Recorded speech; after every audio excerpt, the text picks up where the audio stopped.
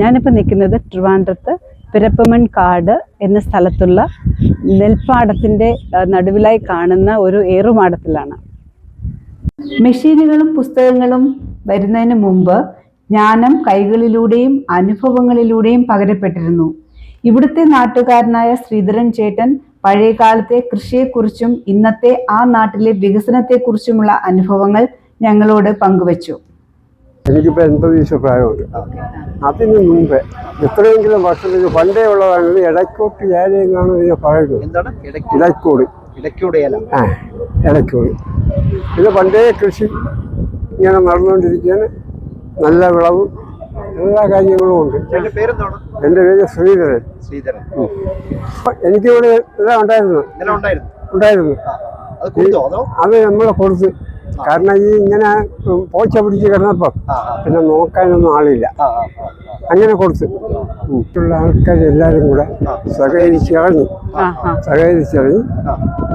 ഈ കൃഷി നടത്തുന്നത്. നല്ല വിളവാണ്. പല സ്ഥലങ്ങളിലും കൊടുക്കുകയാണ്. പിന്നെ വീട്ടുകളിലേക്ക് ആവശ്യമുള്ളവർക്ക് ഇവിടെ വന്ന് അത് കൊണ്ടുപോവുകയാണ്. പിന്നെ ഈ മില്ലുകാരൊന്നും വാങ്ങിക്കും. അതായത് ഇവിടുന്ന് അങ്ങ് താഴെ അറ്റം മറ്റേ അങ്ങ് താഴെ അറ്റമുണ്ട്. ഇവിടെ എങ്ങും അല്ല, താഴെ അറ്റമുണ്ട്. അവിടെ ഏറുമാടം കയറാനായിട്ട് ഇഷ്ടം പോലെ ഇവിടെ ആൾ വരുന്നുണ്ട്. വണ്ടിയിലൊക്കെ ആൾ വരുന്നുണ്ട്. എന്നാലേ കൊണ്ട് മഴവാടിക്കൊണ്ടല്ലേ മഴവാടി മത്സരം, ആ മത്സരം ഇവിടെ ഉണ്ടായിരുന്നു. അത് ഒരു കഴിഞ്ഞ അവിടെ ഉണ്ടായിരുന്നു. അപ്പൊ ഇനി അത് തുറന്നുണ്ടാവും. അപ്പൊ കൊയ്ത്തൊക്കെ കഴിഞ്ഞതിന് ശേഷമാണ് ഇതിന്റെ പരിപാടി.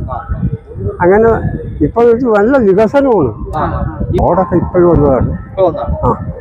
റോഡ് നേരത്തെ വരമ്പായി പിന്നീട് ഒരു ചെറിയ ഒരു തടം പോലെ അവിടെ ഒരു പാലമായിരുന്നു.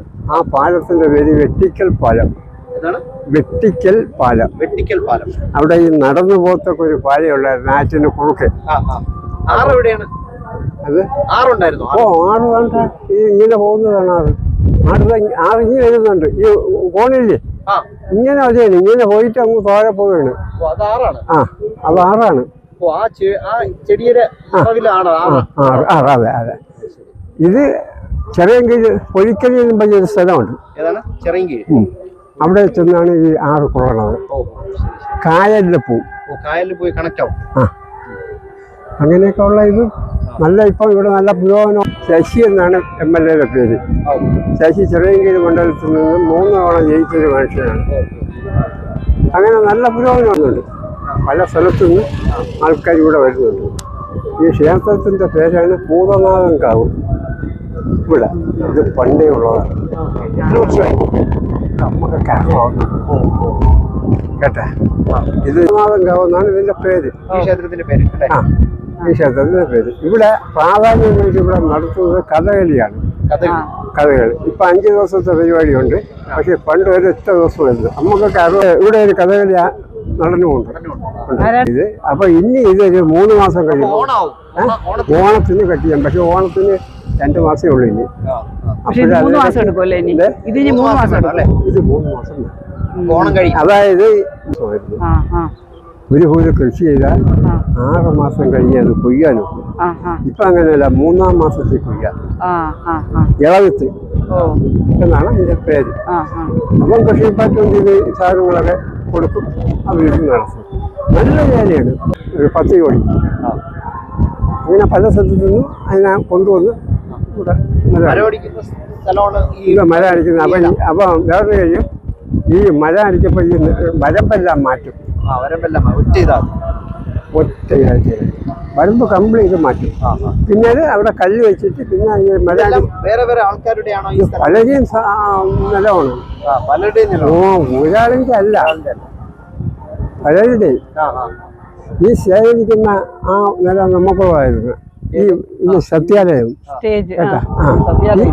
ഇത് സത്യാലയമാണ്. ഇവിടെ ഒരു 5 വർഷം നല്ല എനിക്കുണ്ട്. പ്രോഗ്രാം നടക്കുന്നത്. അത് കാണാൻ നല്ല രസമാണ്. എത്രയെങ്കിലും ആൾക്കാരൊക്കെ ഇത് ജോലിയുണ്ട്. ഇപ്പം ഇതൊക്കെ വെച്ചാണ് നടത്തുന്നത്. മെഷീനൊക്കെ വെച്ച് ഇത് പലരും വകയാണ്.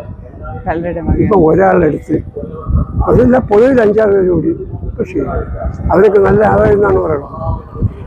ഈ ആള് നമ്മളെ വീട്ടിൻ്റെ നടയിൽ കൂടെ വരുന്നത്. ഇതാകുമ്പോൾ ഇങ്ങനെ വെറുതെ നടക്കാനായിട്ട് ഇറങ്ങും. അപ്പൊ ഇപ്പൊ നടക്കാൻ ഇറങ്ങിയാണ്. നടക്കാൻ ഇറങ്ങിയതാണ്. അപ്പോൾ അമ്പലത്തിലൊക്കെ നല്ലൊരു വിവരം നമുക്ക് തന്നതിന് നന്ദി. ഓക്കെ.